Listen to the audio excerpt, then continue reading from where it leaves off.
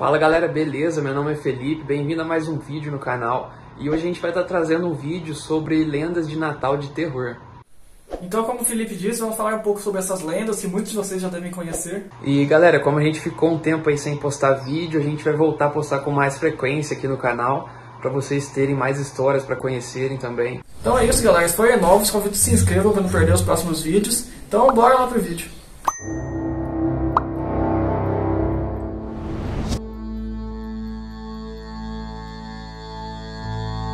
Você já ouviu falar em Krampus, uma versão do mal do Papai Noel? Pois ele existe, e assim como o Bom Velhinho, também é celebrado em alguns países da Europa e em cidades dos Estados Unidos. Krampus é o oposto do Papai Noel, enquanto a figura carismática do velhinho de cabelos e barbas brancas entrega presentes para as crianças do Natal, premiando-as pelo bom comportamento ao longo do ano. O espírito maligno chega para punir aquelas que não se comportaram. Ele é descrito nas histórias como uma figura bestial, sendo metade cabra, tem chifre, por exemplo, e metade demônio. Diz a lenda que ele batia nas crianças com um chicote e as colocava dentro de um cesto e em alguns casos chegava a engoli-las. Desfile de Krampus na Áustria, onde a lenda é muito conhecida. O anti-Papai Noel tem uma festa pagã. Todo início de dezembro, pessoas se fantasiam como Krampus, colocam roupas que imitam pele de animais e chifres e tomam as ruas da cidade. Algumas levam correntes e sinos para fazer barulho.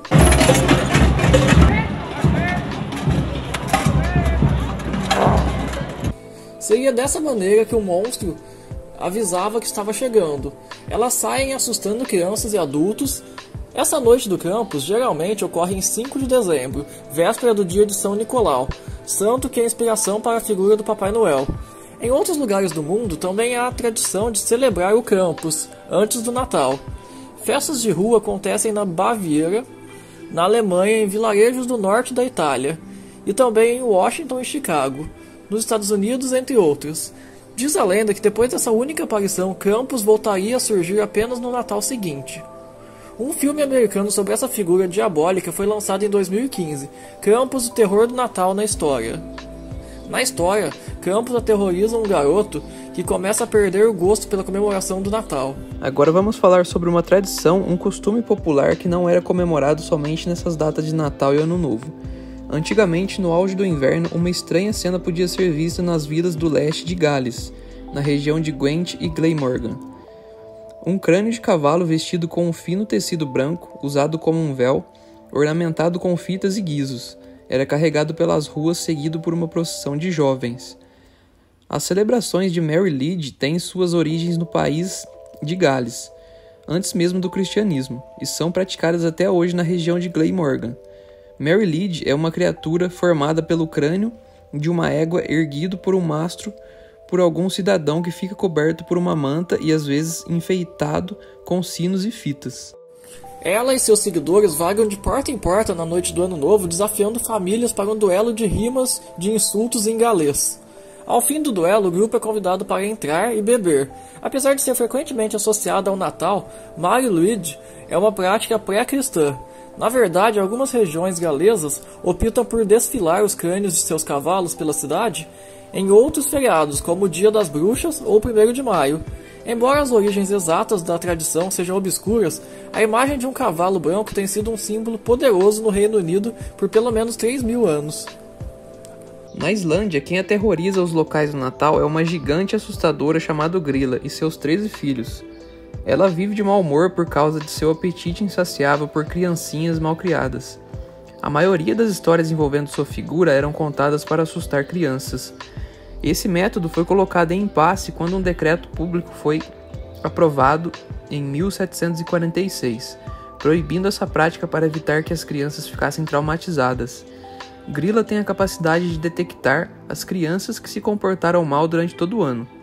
Dizem que no Natal ela desce de sua montanha e leva estas crianças em um saco para devorá-las mais tarde, enquanto os 13 filhos de Grilla são mais associados a pregar peças, algo bem menos ameaçador comparado a ela.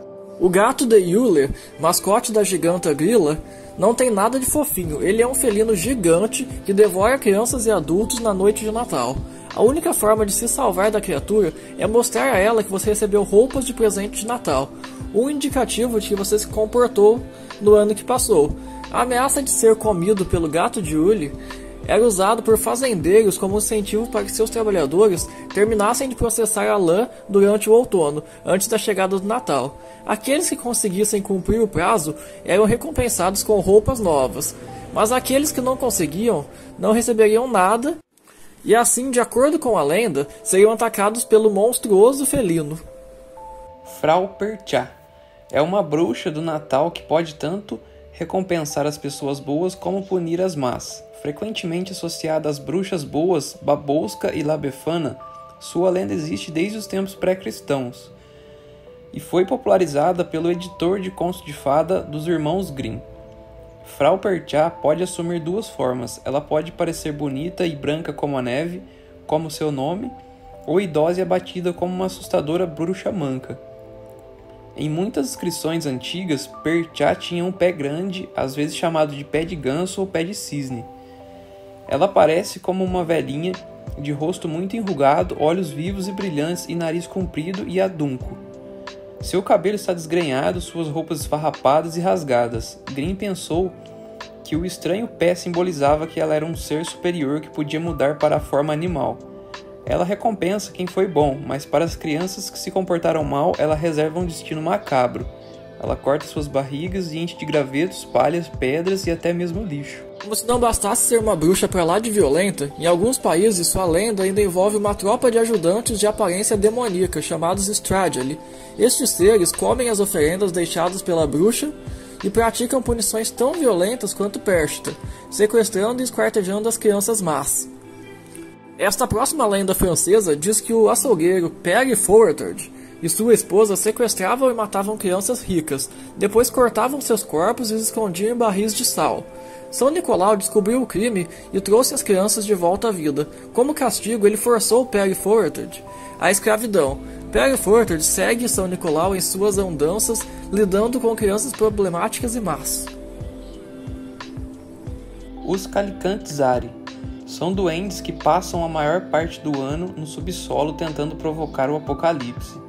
Durante o advento, eles vêm ao mundo dos humanos para provocar o caos. São descritos às vezes como criaturas peludas negras com presas e chifres, geralmente do sexo masculino. Este ser aparece nas lendas de países como Grécia, Bulgária, Sérvia e Turquia. A palavra Calicantizarus foi aplicada a outras representações de goblins ou trolls, quando traduzida para o grego. Por exemplo, os goblins de Gringotts no Harry Potter são chamados de Calicantizarus nas traduções gregas. Então foram essas as lendas, galera. Se vocês gostaram, não esqueça de deixar o like para ajudar o canal.